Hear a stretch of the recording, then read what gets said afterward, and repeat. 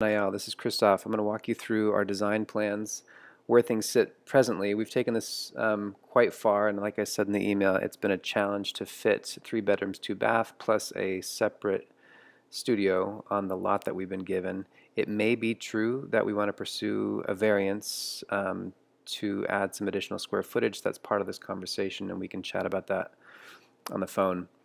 So right now we're looking at the site plan with East Pierce Street to the north and then 11th Street directly to the west. We have a footprint that's 1,064 square feet. And what we're doing here is on the north, sort of facing the neighborhood street, I would call it, as opposed to an arterial street, we have the entry to the main unit of the house, which is on the second floor. This is a bit of a challenge, but I think we've done a good job with that. So these 2 cars would belong to the main unit of the house on the second floor. This would be their private entry, and this would also be their front yard. So this entire area is given over to the second floor of the house.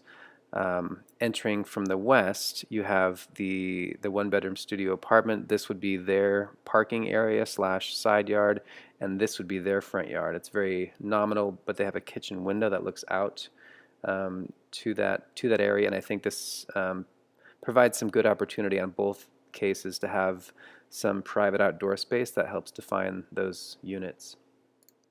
We're not going to get into material palette or design aesthetic too much at this point. We want to dial in the plan, but these are some references that are traditional forms with contemporary materials, composition, and detailing, and that's the general air with which we want to proceed with the design.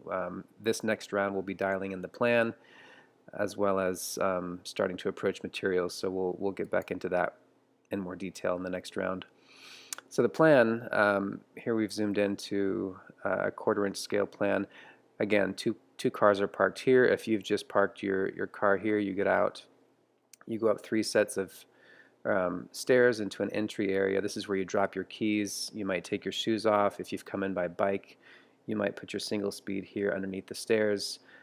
You've got the kind of storage that you might find in a garage in here. There might be fishing poles or just additional storage. And then at the end of this area, you have an office suite, which we're not showing operable windows, we're just showing operable doors in this case, but I could see some of these opening up down here and having a garden off of the office. But the bigger move here is that you've got what I would say a generous face to the world on the first level for this larger unit, which I think is important. When you put the primary residence on the second floor, it needs to have a presence on the first floor and a connection to a garden and like I said, a face to the world. I think this does a good job of that. So moving along to the upstairs, you would ascend up these stairs to that second unit, which I'll come back to. I'm going to finish up on the first floor right now. We've got a removable unit divider, which could be replaced with a door or which could be removed entirely depending on the phase of life that this family is in. Per our conversation, this can be a grandmother suite. It could be rented to somebody they don't know all that well. Or it could be an extension of the family depending on where they are in life. Again, moving back to this site plan, if you are in Unit B coming home, you might park right here, and then we would be dialing in the hardscape landscape of this entry sequence. But you get to the front door, you enter into a small entry area, so a little bit of breathing room right here just for receiving guests, and you've entered into a dining and living room area with a modest sized kitchen, again with that view, which I think is critical to have a view to your private outdoor space out here.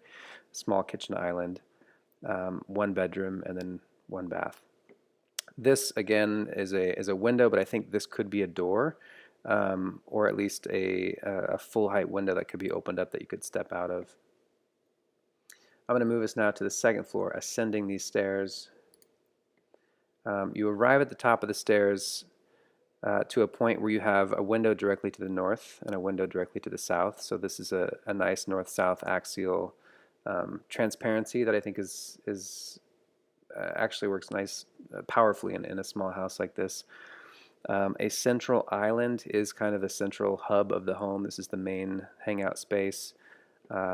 Here's a sectional sofa with the TV wall on this side. And this western portion is the master wing. So we have a master bedroom with a good amount of storage here. And then walking through this door, you're in the master bathroom. We're showing 2 sinks. This could also be full height storage and a single sink. This would be a small bench. And then this could also be additional full height storage here.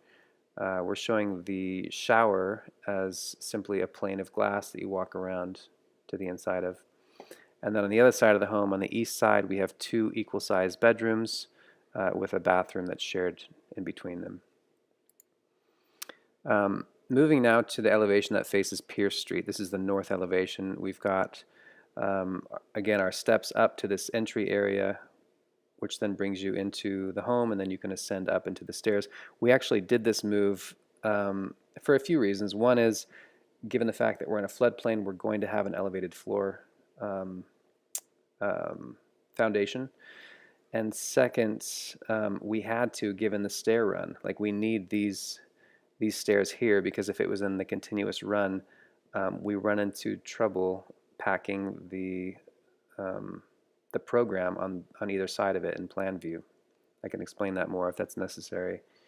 And again, here you'd be looking through to the home office right here, and this stair. This composition, we're showing it as entirely glass, which is probably not going to survive, our budgetary constraints. I think some of these panels could easily be replaced with sections of stucco or even painted steel as a facing material. This is the side view looking towards 11th Street with the entry of Unit B here. This is the entry platform of Unit A, and these are the windows of Unit A looking out towards Pierce. This is another elevation. This is the elevation that would face the side court of that the smaller unit of B unit. And then this again is the eastern facade.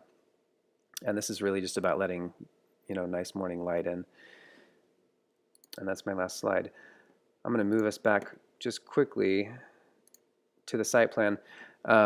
Like I said, we've taken this I think as far as we can, as far as packing density into the footprint we have without investigating variances. If we want to pack more program in, I think what's necessary, we can buy an additional 7 feet, growing this to the north. And I believe what that might yield is a few things off our sort of wants and needs list that were not accommodated, one of them being a balcony. I think that extra space would afford us the possibility of potentially having a balcony for the second floor unit that would look back onto Pierce Street, which I think is a strong move because it establishes, again, a connection of your front yard to the main unit. And it would also allow potentially the possibility of circling back around one way or another to let this stair feed the attic, which is something we had talked about previously, to potentially be able to eke out by adding a few more feet to this 7-foot mark, eke out a third unit on the third floor. The question there is, are we putting too much on a site given the parking limitations that we have?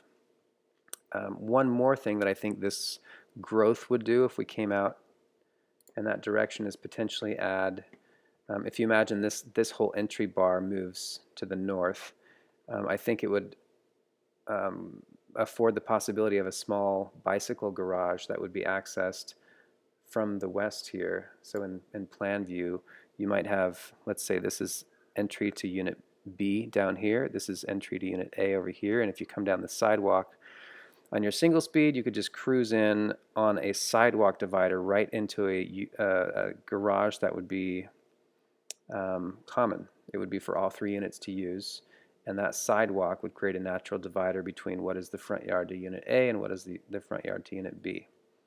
So I hope this helps generate some good conversation. I'd like to get your input on if you'd like us to push for the variance and push for adding some square footage and potentially going for 3 units on this very compact site, which would be quite a feat to accomplish successfully, but I think we're actually within reach.